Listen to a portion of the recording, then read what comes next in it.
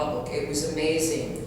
You know, we all have potentially emails that go to our phones or texts, but a lot of these people have their Facebook going to their phones, and that's what they're paying attention to, is the Facebook post. So. Okay, any other questions or comments? Just a comment. Even if all we're going to do is post information rather than to get into any conversations with anybody, the fact remains people are going to use that Facebook page to make questions or comments. So the question then becomes, are we monitoring this, and who's going to do that, recognizing that the staff also already has a full plate of stuff. I mean, Well, I did it the last time thought- I was, yeah. I thought when we discussed it the last time, we talked about John doing it, and Yeah. that was your I can do responsibility. it, and I will of course share the email address and password to Kathy and Linda so that everybody will have it. And remember, he won't start doing this till after we adopt the social media policy, so I think everybody needs a refresher on that, of what he'll be doing, and we can put some guidelines in there. There's some things you just aren't going to respond to. You know, people make a negative comment. People can make a negative comment a lot of places. What's interesting is, I think it's true, and I think it was Chris Larson and somebody else that was in the audience at the meeting stated, is that when people really feel that they want to slam you, they usually won't do it on your page. They want to do it through topics or something like that. Because they don't feel that either they're getting their message to the audience they want to anyway. If that is ultimately their goal, to just simply slam you. Well, and also Facebook has a real name policy, so you can't post, it can't be, you know, Navy Guy 213, it has to be George Duberstein. It's really changed from what it was Yeah, several it years ago. can't, it's not gonna, you put your real name on there, so presumably you have to really want to stand behind what you say. So, and if someone is that engaged, which the last time we had a Facebook page, they certainly weren't, but if it's changed where they are now, then, you know, and they really have an issue, then come on in. If it gets somebody involved and it gets something that we need to get done, then let's do it. I think it's worth trying to reach another demographic in the village. Let's try it. You know, it's nothing that's not. It's you free. can't, it's not like you can't turn it off if we really Yeah. felt. I don't think we'll need to, but you could. So always remember that. Anything else under community relations? Questions, comments, ideas? Okay, so now we'll go to finance and human resources. Trustee Jerry Daly. We've talked about all my issues already this evening. Nothing you want to add? Nothing you want to tweet? I am going to hold my comments Skipping people, stealing their thunder, I'll tell you. for propriety's sake. We've covered it. And now you're probably gonna want to skip Victor now? I'm sorry. Okay. All right. Kevin, of course, is not present, so we will move on to public safety. Trustee Dina Hine. Hi. Okay, so everybody already knows, we already had the Halloween event, so thank you for all the kudos, I appreciate it. It was actually really fun. The weather did put a damper on things. We were able to do the robocall to let everybody know to come here. I put out a sign out at the tent so people knew to come here. We had about 35 coloring contest entries, about 20 costume kids here, along with some parents that dressed up, and 8 food entries. We had 7 wonderful judges, which included some of the staff here and some of our residents, so it was really fun. We also had some parents stay and help us with bingo afterwards, so thank you to them. And then in the evening, we did have the storyteller and the Swedish Flames, and everybody came out for that. Big thanks to Tyler, Jimmy, and Dave Schultz, who all helped with Public Works, and we're running all over the place and got everything all set up. We had a dad help us with the the hay bales, taking them out of the truck. We had a couple of moms helping us with the popcorn.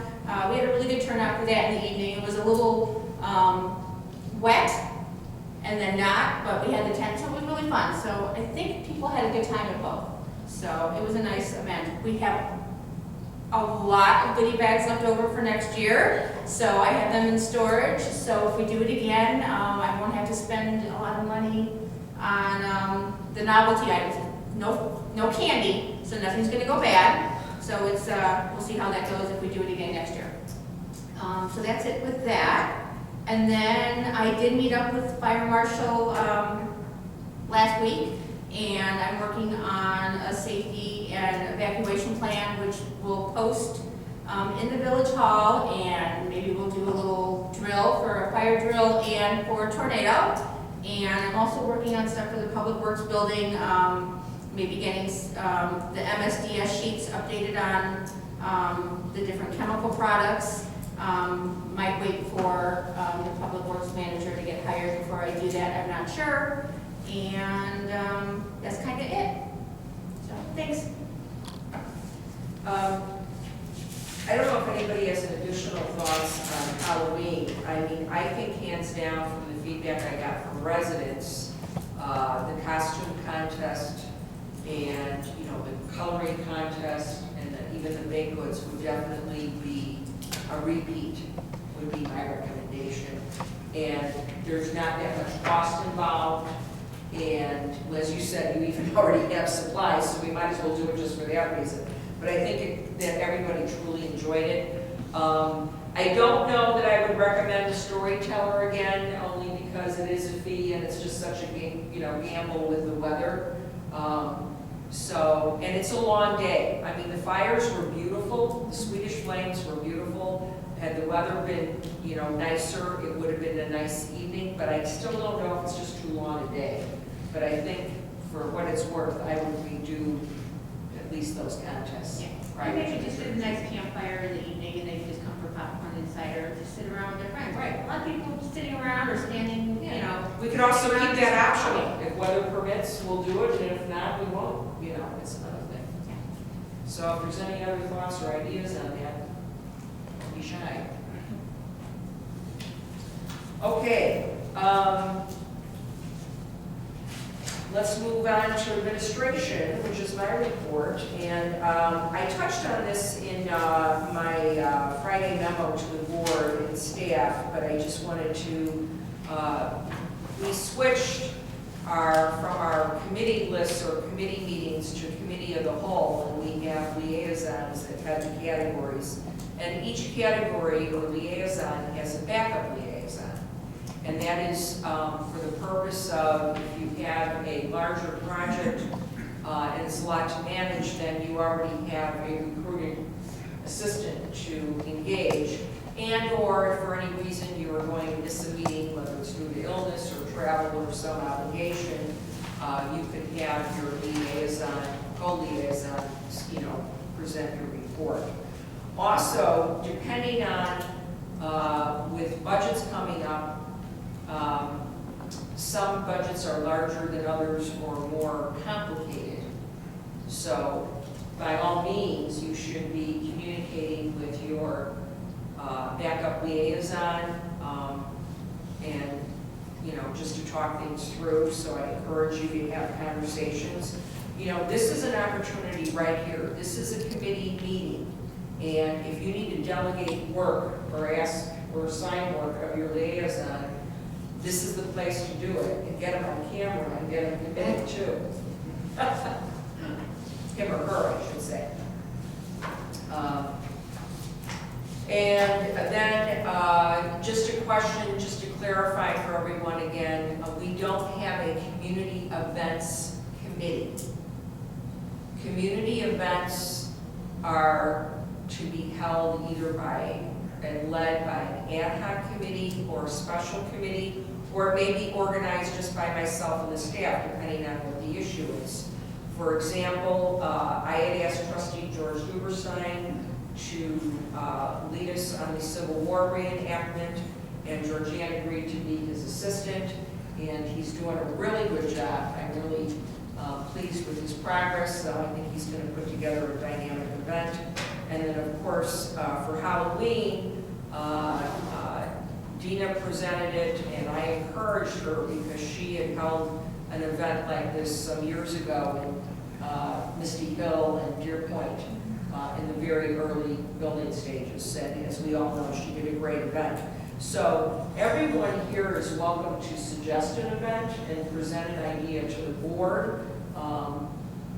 And if you are willing to lead it, then that would be great. And of course, anything that, or what comes into mind of that decision and approval is, what is it going to cost? You know, is there sponsorship available? Obviously, the Civil War reenactment, we will be looking for a lot of sponsorship, but I also don't think we'll have a problem getting it. So those are the things to keep in mind. So I hope that just clarifies things. I know this is new.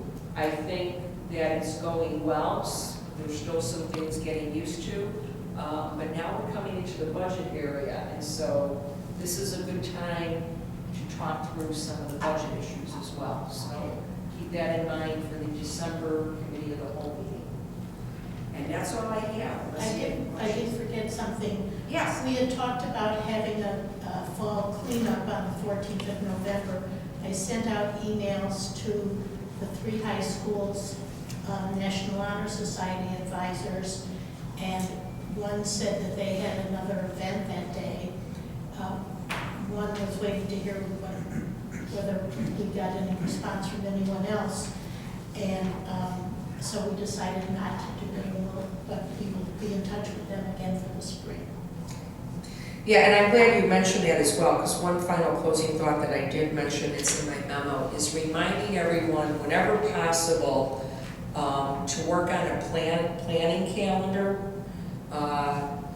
Kelly brought up a good suggestion of us looking to even purchasing a planning calendar that can be mounted on the wall of the village hall that we can transfer some of the information to. We have a small one here that shows certain events, but this would be able to show more detail.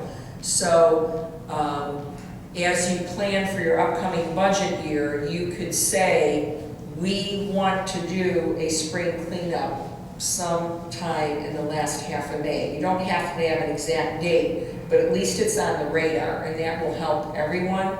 And with the schools, I would contact them, even the departments, and say, this is what we want, please communicate when we would fit in your calendar. Just the more that we can do those types of things, it just will help things come together a lot easier. It's really hard with certain things to say, can we do this in 2 weeks or 3 weeks, and send emails to everybody, and then you get announcements out, and then you have to put a new announcement that says, gee, we're not going to do it after all. So a planning calendar is a good thing. It doesn't have to be written in stone, but it gets things on the radar. Also, BEST has the community calendar, so we can check and see if other communities have something on a date that we plan to do something. And we And we put our stuff out there as well. We can put our stuff out there as well.